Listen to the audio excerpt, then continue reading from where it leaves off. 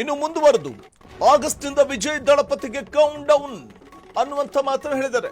ಮತ್ತೆ ಚರ್ಚೆಗೆ ಬರ್ತಾ ಇದೆ ಗುರೂಜಿಯ ಹೇಳಿಕೆ. ವಿಜಯ್ ರಾಜಕೀಯ ಪಯಣದಲ್ಲಿ ಹೊಸ ತಿರುವಾಗುತ್ತಾ?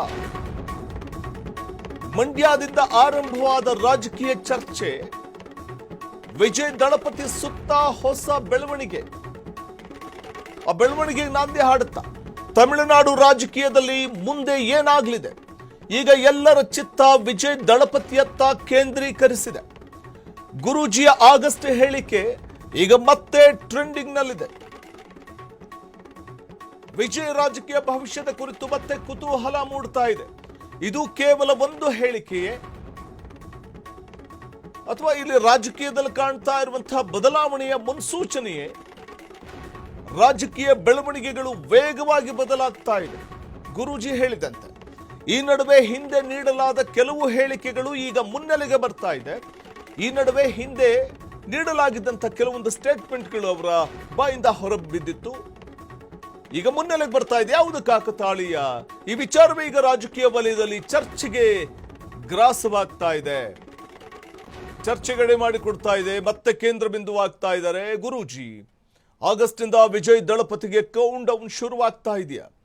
ಮತ್ತೆ ಚರ್ಚೆಗೆ ಬರ್ತಾ ಇರುವಂತದ್ದು ಗುರೂಜಿಯ ಸ್ಟೇಟ್ಮೆಂಟ್. ವಿಜಯ್ ರಾಜಕೀಯ ಪಯಣದಲ್ಲಿ ಹೊಸ ತಿರುವಾಗುತ್ತಾ? ತಮಿಳುನಾಡು ಮುಖ್ಯಮಂತ್ರಿ ವಿಜಯ್ ರಾಜಕೀಯ ಪಯಣದಲ್ಲಿ ಹೊಸ ತಿರುವಾಗುತ್ತೆ ಅನ್ನೋದಾದ್ರೆ ಏನು ಆ ತಿರುವು? ಮಂಡ್ಯದಿಂದ ಆರಂಭವಾದಂತಹ ರಾಜಕೀಯ ಚರ್ಚೆ ವಿಜಯ್ ದಳಪತಿ ಸುತ್ತ ಹೊಸ ಬೆಳವಣಿಗೆಗಳಾಗ್ತಾ ಇದೆ. ತಮಿಳುನಾಡು ರಾಜಕೀಯದಲ್ಲಿ ಮುಂದೆ ಏನಾಗಲಿದೆ? ಈಗ ಎಲ್ಲರ ಚಿತ್ತ ವಿಜಯ್ ದಳಪತಿಯತ್ತ ಕೇಂದ್ರೀಕರಿಸಿದೆ. ಗುರೂಜಿಯ ಆಗಸ್ಟ್ ಹೇಳಿಕೆ ಈಗ ಮತ್ತೆ ಟ್ರೆಂಡಿಂಗ್ ನಲ್ಲಿದೆ.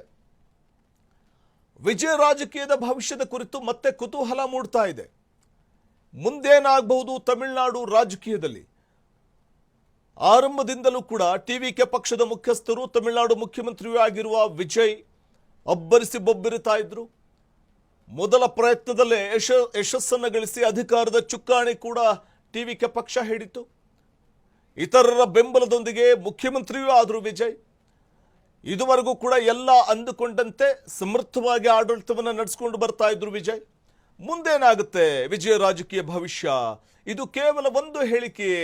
ರಾಜಕೀಯದಲ್ಲಿ ಕಾಣುತ್ತಾ ಇರುವಂತಹ ಬದಲಾವಣೆಯ ಸೂಚನೆಯೇ? ಮತ್ತೆ ಕುತೂಹಲ ಮೂಡಿಸ್ತಾ ಇದೆ ಗುರೂಜಿಯವರ ಹೇಳಿಕೆ, ಭವಿಷ್ಯವಾಣಿ.